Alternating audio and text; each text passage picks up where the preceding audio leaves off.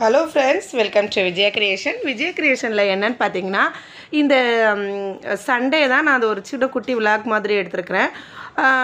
வீட்டில் காலையில் ஒரு 5:30க்கு எந்திரிச்சிட்டு, சண்டே தான் நான் ரொம்ப சீக்கிரமாக எந்திரிப்பேன் நார்மல் டைமை விட.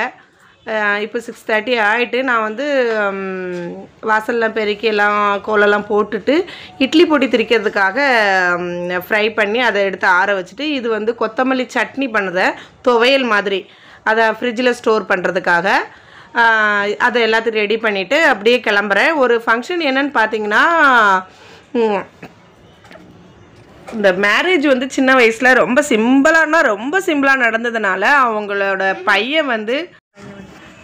பையன் வந்து நம்ம அம்மா அப்பாவுக்கு இந்த மாதிரி நடந்தது. அதனால் நம்ம அதாவது பெருசாக கொஞ்சம் அவங்கள மனசு நல்ல நிறைவாக பண்ணணும் அப்படின்னு சொல்லிட்டு 25th anniversary நடத்துகிறாங்க. ஸோ அவங்க எனக்கு ரொம்ப ரிலேஷன். அதுக்கு பெறப்படுறதுக்காக இதெல்லாம் காலையிலே ரெடி பண்ணிகிட்ருக்கேன். ஏற்கனவே இந்த வீக் வந்து நம்ம தலையில் தேய்க்கிற எண்ணெய் வந்து காலி ஆயிடுச்சு.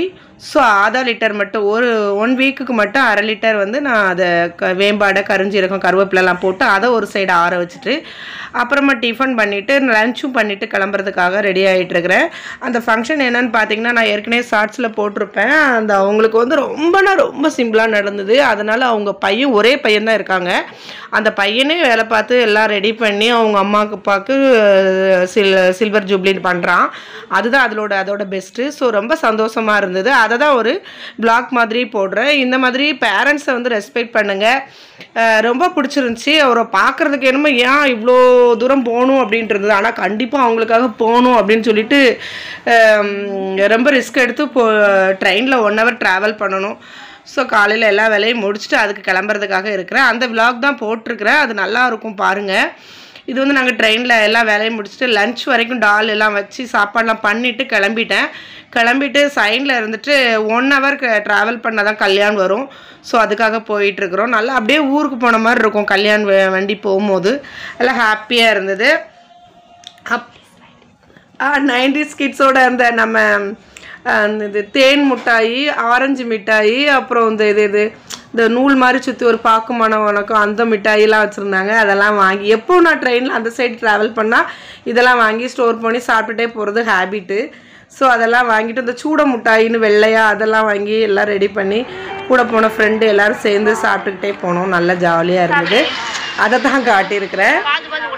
பிடிச்சிருந்துச்சு ஒரு லைக் போடுங்க 90s கிட்ஸ் எல்லோரும்.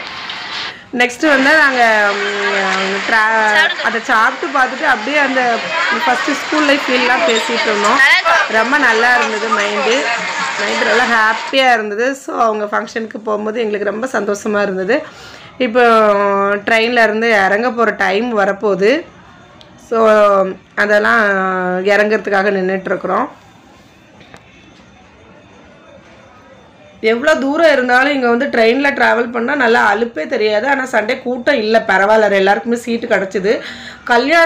அந்த ஸ்டேஷன் வந்து ஒரு 15-20 மினிட்ஸ் நம்ம ஃப்ரிட்ஜு மேலே ஏறி இறங்கும்போது தான் அந்த நம்ம சேரக்கூடிய அந்த இடத்துக்கு ஆட்டோ பிடிக்கிறதுக்கே இடம் வருது.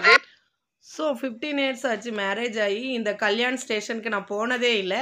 அந்த ஸ்டேஷனில் கிராஸ் பண்ணியிருக்கிறேன். ஆனால் இறங்கி இவ்வளோ தூரம் நான் நடந்ததில்லை. சாரீ கட்டிட்டு நான் இவ்வளோ தூரம் நடக்கணுன்ட்டு ரொம்ப கஷ்டமாக இருந்தது. நல்ல ஜாலியாக இருந்தது. ஆனால் இந்த மாதிரி ஒரு லாங் ட்ராவல் ஃபங்க்ஷன் போகிறது இது மாதிரி தான் ஃபஸ்ட்டு.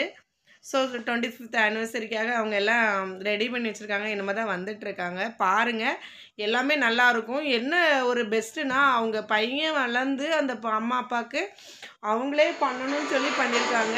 ரொம்ப ஒன்றும் ஏஜ் இல்லை, சின்ன பையன்தான், படித்து வேலைக்கு போகிற வயசு தான். அவங்களே இப்படி பண்ணியிருக்காங்க. நல்லாயிருக்கு. இது எல்லாத்தையும் பார்த்து என்ஜாய் பண்ணுங்கள். தேங்க்யூ.